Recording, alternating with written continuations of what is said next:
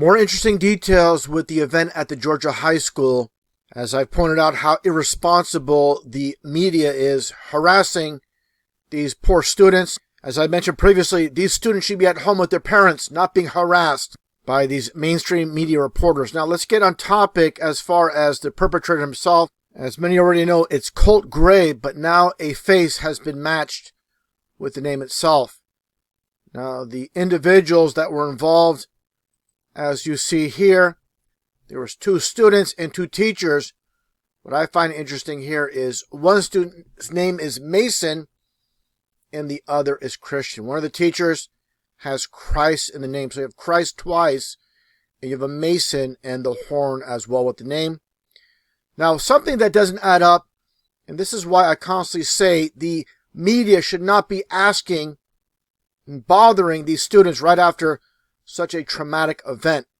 And that's because the official story, or the supposed official story, doesn't match the details with these students. Let's first off take a look here from NBC News and what it states. It says the suspect was a new student at Appalachian High. He's only been there for a partial day. The day of, it was his first day at the school, says County Sheriff Judge Smith. I'm going to show 2 clips with 2 different students, as I shown before, and definitely it doesn't match the official story that this student, Colt Gray, once again, was only a student for a partial day, and then the day of, that was his first official day at school. Let's get right to the clips. It's really scary because he was just like a kid that, he was just a quiet kid that sat in the back of the classroom. So she's explaining this student, Colt Gray, once again, like she knows him well enough. She never says, this was a new student, we don't really know him. This was his first official day in school. And that gets to this interview and a little bit more details about the student, Colt Gray. Let's take a listen. And you hear the gunshots, you kind of know. You knew that something very bad was happening next door. Did he ever say anything? No, he never really talked. He was pretty quiet. He wasn't there most times. Either he just didn't come to school or he just would skip class. But even when he would have talked, it was one-word answers or just short statements. You told me off camera you weren't surprised that he would be the shooter. Why is that? Just because when you think of shooters and how they act or things that they do, it's usually the quiet kid or that's what stereotype for it to be, and he was the one that fit that description in our class. And obviously this doesn't match up. A student of only 1 full day, and this one particular student here, as you see, is answering in great detail where she can determine how this individual behaves, how he acts. Doesn't add up, doesn't make sense, and I blame the media completely. Why are you bothering this student? She obviously should be home with her parents, grieving, and not at school conducting interviews for the media. Now, here are more of the media, of course, as many know already, the 11 Alive crew and the infamous looking buildings on the logo itself. What's going on with that? And just take a look here. What's going on here? What's wrong with this guy's hands? They're kind of they look like they're kind of glued together. His fingertips are glued together. And just take a look once again at these students. These poor students. They don't know how to react under these circumstances. And it looks like this woman in the background, she's at the wrong event. She should be at a rock concert, throwing up these double horns. And this one student doesn't know how to react in the back with the one finger on the lips, just like this statue here. She's standing like a statue, just like this statue here.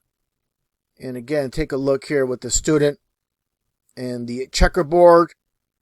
And as you see here as well with the checkerboard on the shirt itself, the black and white for Gray. Talking about Gray, here is Colin Gray, the father of Colt Gray. Again, the gray color, besides the hair, the outfit itself, the prison garb. And one thing I found pretty interesting here with this media shot, they love to get these photos with the one-eye symbolism. Amazing how that happens. Again, with the gray, it reminds me, as I pointed out many times in the past, with all these puppets covering the one eye, just like you see here, covering of the one eye. And talking about Gray with Colt Gray and his dad Colin Gray, it reminds me of a news story I covered back in 2015 with this one individual, as you see here, Freddie Gray. Same concept of the one eye symbolism with this painting. And again, you see the ladder symbolism covering the one eye. What's going on with that? And obviously with CBS News with the one eye symbolism as well. Very prevalent, obviously, in society.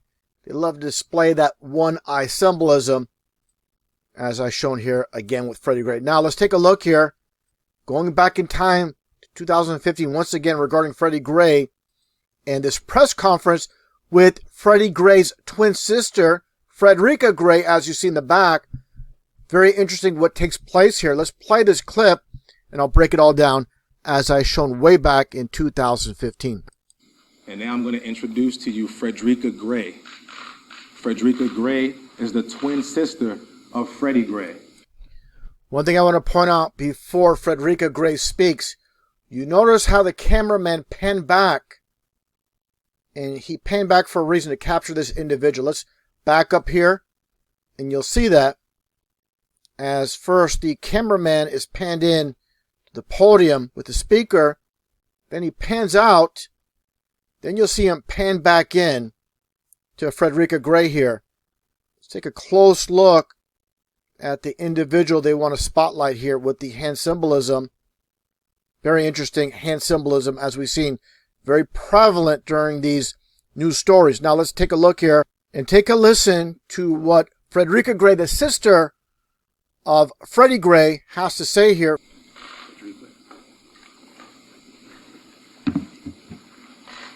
My family want to say,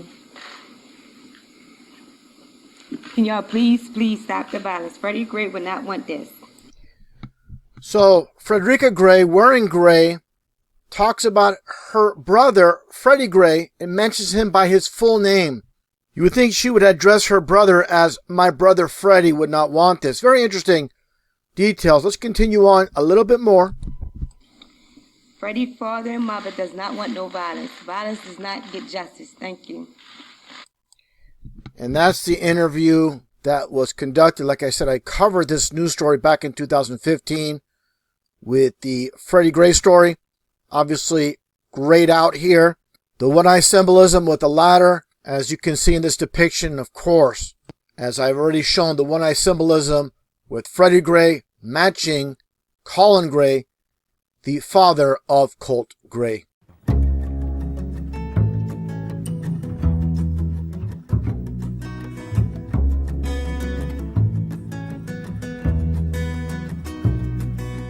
Don't believe the papers, don't believe the news, 'cause all that they serve you are opinionated views. Don't switch on my TV, 'cause all they do is lie. And I don't need no programming telling me what to buy. But I believe the truth will set you free. I believe the truth will set you free.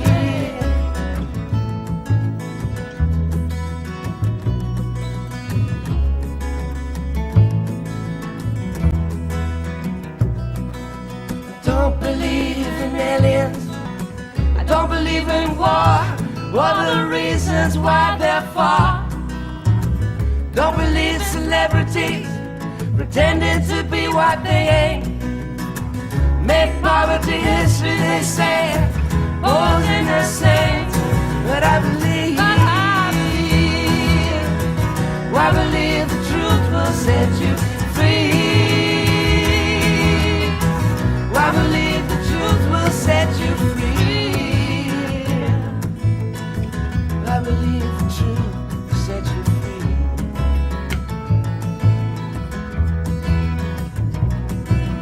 Don't believe the justice system will give you what you deserve. It's all rampant judges and Lucifer they serve. I Don't believe banks are honest, they fleece you to the bone. When there's nothing left to get, they'll even take you home. But I believe the truth will set you free. I believe the truth will set you free. I believe the truth will set you free. I believe the truth will set you free. I believe the truth will set you free. I believe the truth will set you free.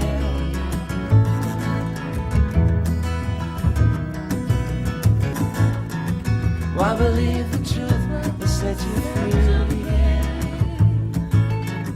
I believe the truth will set you free. I believe the truth will set you free. I believe the truth will set you free. John chapter 9, verse 25. Whereas once I was blind, now I can see. Now I can see. Now I can see.